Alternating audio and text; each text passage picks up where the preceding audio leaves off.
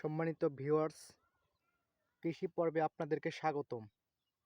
তো দেখুন, কৃষক মানে যাকে বলে গ্রামের কৃষক, অনেক যারা জানে না, অসতর্কতা অবলম্বন করে এসব কৃষকগুলো।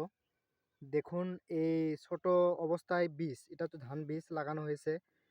তো লাগানোর পর যখন এই বীজগুলো ছোটোতে একটু বড় হয়েছে, তখন এগুলোতে অতিরিক্ত সার এবং অতিরিক্ত ঔষধ কীটনাশক ব্যবহার করে হয়েছে, যার কারণে দেখুন অনেকগুলো ধান বীজগুলোই বেশিরভাগই মারা গেছে।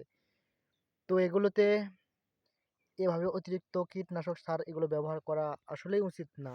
দেখুন কীরকম অবস্থা, মানে ভাবছিল যে অতিরিক্ত সার ও কীটনাশক দিলে অতি দ্রুত আমার বীজগুলো বড় হবে, ধান বীজগুলো, কিন্তু আসলে তা হয়নি। তার বদলে প্রায় অর্ধাংশ মারা গেছে এই বীজগুলো। দেখুন এগুলো তুললে নিচকের এই গোড়াগুলো কোনো শাখা প্রশাখা নেই।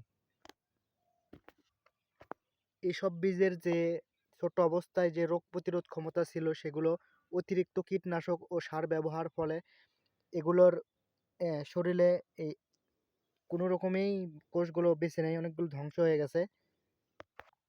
তাই আমরা রাসায়নিক সারের পরিবর্তে জৈব সার বেশি ব্যবহার করব, অতিরিক্ত কীটনাশক ব্যবহার করব না।